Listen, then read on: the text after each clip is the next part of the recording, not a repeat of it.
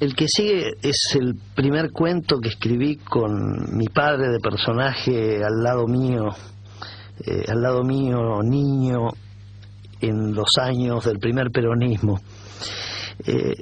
Este cuento muestra un poco mi historia personal, es decir, yo me crié, hice la escuela primaria en los años de Perón, del primer Perón, en los años 50. Y aquellas imágenes, aquellos íconos sobre todo, aquel folclore, me quedó grabado para siempre. Creo que traté de evocarlo en una serie de cuentos cortos, y si mal no recuerdo, este es el primero. Se llama Aquel peronismo de juguete, y tiene mucho de nostálgico.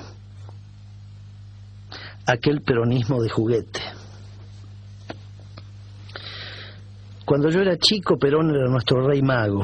El 6 de enero bastaba con ir al correo para que nos dieran un oso de felpa, una pelota o una muñeca para las chicas. Para mi padre eso era una vergüenza, hacer la cola delante de una ventanilla que decía Perón cumple, Evita dignifica, era confesarse pobre y peronista.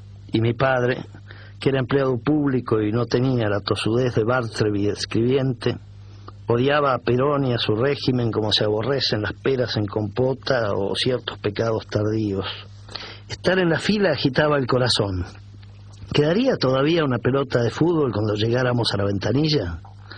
¿O tendríamos que contentarnos con un camión de lata, acaso con una miniatura del coche de Fangio? Mirábamos con envidia a los chicos que se iban con una caja de los soldaditos de plomo del general San Martín. ¿Se llevaban eso porque no había otra cosa o porque les gustaba jugar a la guerra? Yo rogaba por una pelota de aquellas de tiento que tenían cualquier forma menos redonda. En aquella tarde de 1950 no pude tenerla. Creo que me dieron una lancha a alcohol que yo ponía a navegar en el hueco lleno de agua abajo de un limonero. Tenía que hacer olas con las manos para que avanzara. La caldera funcionó solo un par de veces, pero todavía me queda la nostalgia de aquel chuf, chuf, chuf, que parecía un ruido de verdad mientras yo soñaba con islas perdidas y amigos y novias de 17 años. Recuerdo que esa era la edad que entonces tenían para mí las personas grandes. Rara vez la lancha llegaba hasta la otra orilla. Tenía que robarle la caja de fósforos a mi madre para prender una y otra vez el alcohol, y Juana y yo, que íbamos a bordo, enfrentábamos tiburones, alimañas y piratas emboscados en el Amazonas.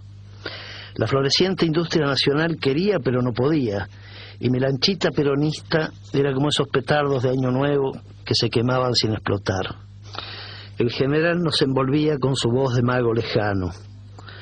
Yo vivía a 1000 kilómetros de Buenos Aires, y la radio de ondas cortas traía su tono ronco y un poco melancólico. Evita, en cambio, tenía un aspecto de madre severa, con ese pelo rubio atado a la nuca que le disimulaba el encanto de los 30 años.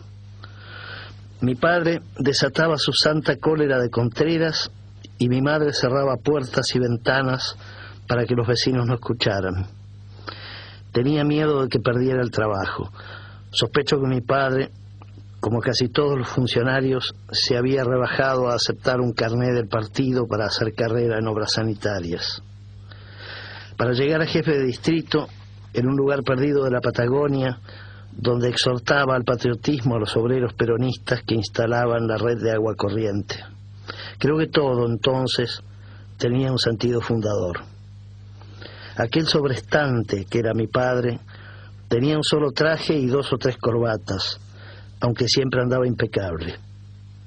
Su mayor ambición era tener un poco de queso para el postre.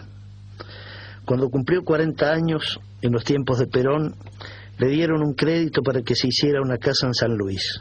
Luego, a la caída del general, la perdió, pero seguía siendo un antiperonista furioso. Después del almuerzo pelaba una manzana mientras oía las protestas de mi madre, porque el sueldo no le alcanzaba. De pronto golpeaba el puño sobre la mesa y gritaba: «No me voy a morir sin verlo caer». Es un recuerdo muy intenso que tengo, uno de los más fuertes de mi infancia. Mi padre pudo cumplir su sueño en los lluviosos días de septiembre de 1955, pero Perón se iba a vengar de sus enemigos y también de mi viejo, que se murió en 1974 con el general de nuevo en el gobierno.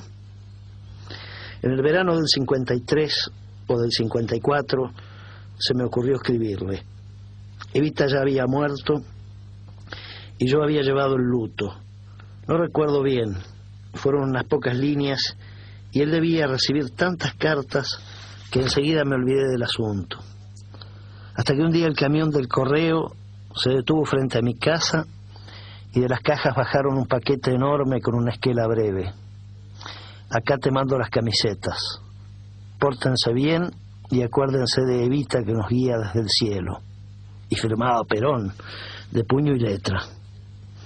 En el paquete había 10 camisetas blancas con cuello rojo y una amarilla para el arquero. La pelota era de tiento, flamante, como las que tenían los jugadores en las fotos del gráfico. El general llegaba lejos, más allá de los ríos y los desiertos.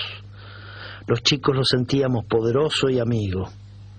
En la Argentina de Evita y de Perón, los únicos privilegiados son los niños, decían los carteles que colgaban en las paredes de la escuela.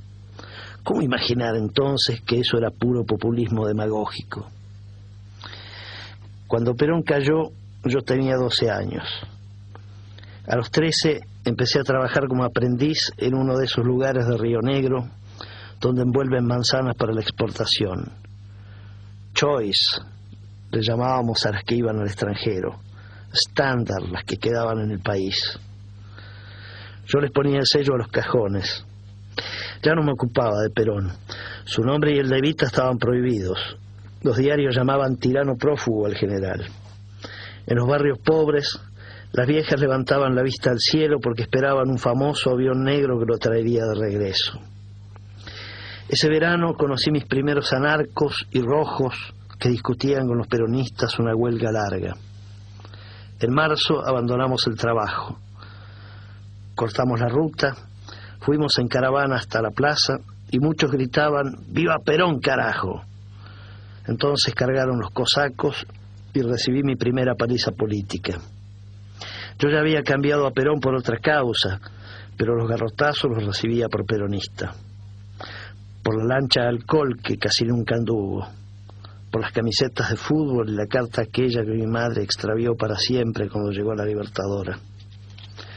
No volví a creer en Perón, pero entiendo muy bien por qué otros necesitan hacerlo, aunque el país sea distinto y la felicidad esté tan lejana como el recuerdo de mi infancia al pie del limonero en el patio de mi